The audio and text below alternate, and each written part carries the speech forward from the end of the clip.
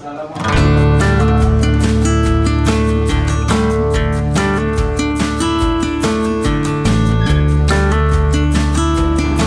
izin Pak Jenderal hari ini secara langsung karena memang saya lihat ada beberapa masalah ya tentang BPJS yang harus saya update supaya nanti saya lebih mudah dalam mengatur keputusan dalam rapat pada negara.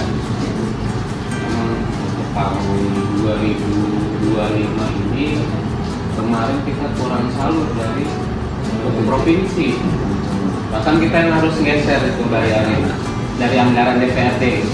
Nah, saya kalau nggak salah kurangnya katanya 10 ya. 10 kurang 11 jadi kemarin ya bagian dari anggaran di DPRD kami bisa. Nah, hal-hal ini saya rasa ini kan tentu di dalam komitmen yang untuk kepedulian yang luar biasa ini tentunya Bapak mengundang kami ini, dan ini sesuatu yang tentunya sangat bermakna buat kami Pak Ketua. Jadi izin mungkin hari ini saya akan menyampaikan beberapa program termasuk mungkin informasi-informasi terbaru terkait dengan penyelenggaraan program JKN di Kota Bogor.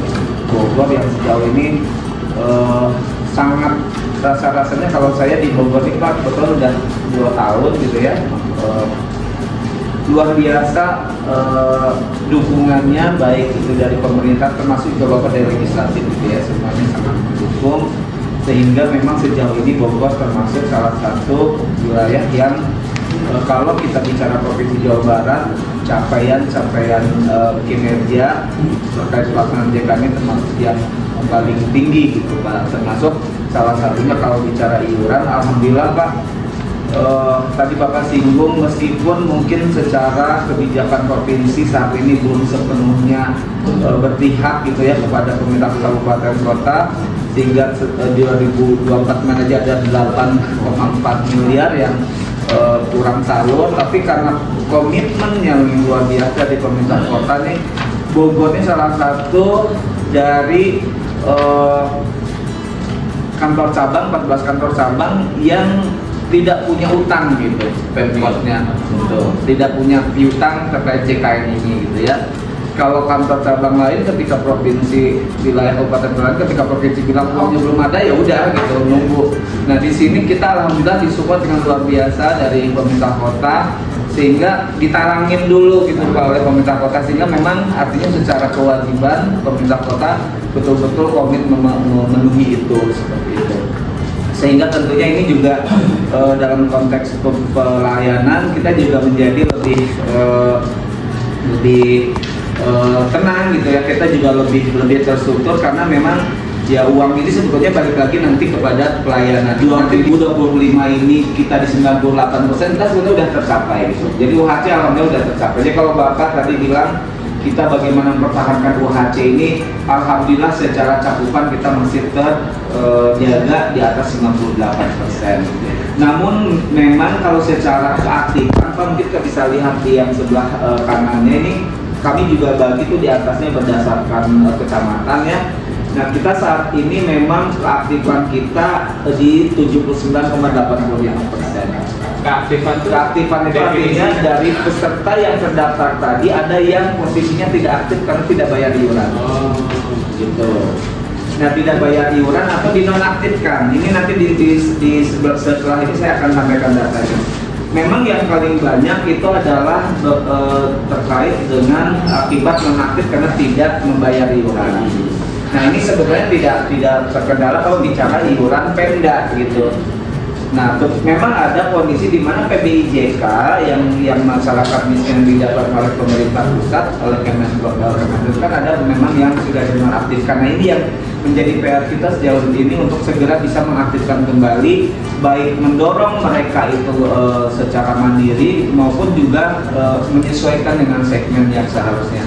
Nah mungkin ini Pak yang jadi PR memang ketika bicara keaktifan, kita di 2025 ini target keaktifan kita ada di 80%, sehingga kita ini ada PR nih, karena ini memang di posisi ini kita memang dikasih waktu maksimal 3 bulan untuk segera bisa kembali ke 80%. Karena jika 80% ini tidak dicapai kembali, UHC prioritasnya menjadi dicabut gitu Pak. Nah ini mungkin nanti akan jadi krusial seperti itu. Setelah UHC 98%, tingkat keaktifan 90, saya katakan 80. hari ini masih 79. Ya, tentu nanti dengan kolaborasi kita, pemerintah, BPJS, mudah-mudahan hak-hak yang sudah saya tetapkan itu tidak tidak terganggu tuh karena keaktifan rendah gitu ya.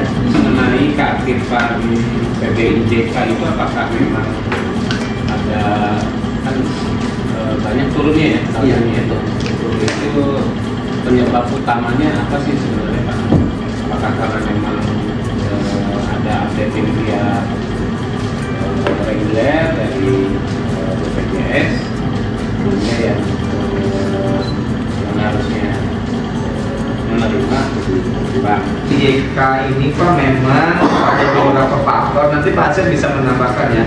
Jadi memang sekarang kan pemerintah itu dulu isunya kan datanya itu selalu tidak sinkron ya Pak. Data PKH, data apapun gitu ya di Kementerian Sosial khususnya di lintas kementerian kan punya berbagai program. Akhirnya kan pemerintah melakukan betul. Jadi pemutakhiran untuk memastikan bahwa datanya memang betul tunggal itu melalui data set. Nah dari situ itu yang mungkin Kemenpar menjadi faktor pertama karena memang ternyata ada orang yang sebetulnya tidak memenuhi indikator itu tidak berhak gitu masuk. Jadi ada indikator ada 14 ya 39 indikator ya. 39 indikator yang harus dipenuhi sehingga dari sana tersaring tentunya sehingga udah kemarin ada 3 kali ya kita ya sudah 3 kali penonaktifan memang Pak 25 ribuan itu 33 tahap. Nah itu yang penyebabnya sehingga artinya ini memang akibat perbaikan data Pak. Jadi pemerintah pusat pun sekarang sudah punya satu data khusus yang memang yang kita sebut data set itu untuk memastikan datanya sudah tidak berbeda-beda lagi, jadi membetul tunggal dan bisa dipertanggungjawabkan. Itu yang pertama, proses pemadanan dan lain-lain sehingga dari data yang tadi non aktif itu kami masih bisa melakukan proses verifali lagi, verifikasi dan validasi lagi mana yang sebetulnya ini masih bisa diusulkan kembali karena untuk PBIJK kan sebetulnya masih punya peluang Pak kalau memang dia masih desil 1 sampai 5 masih boleh diajukan lagi seperti itu.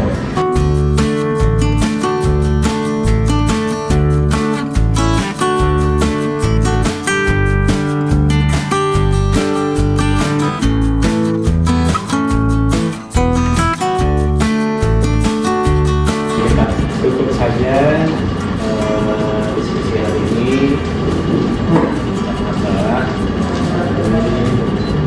ini akan sekali lagi terima kasih Sami-sami.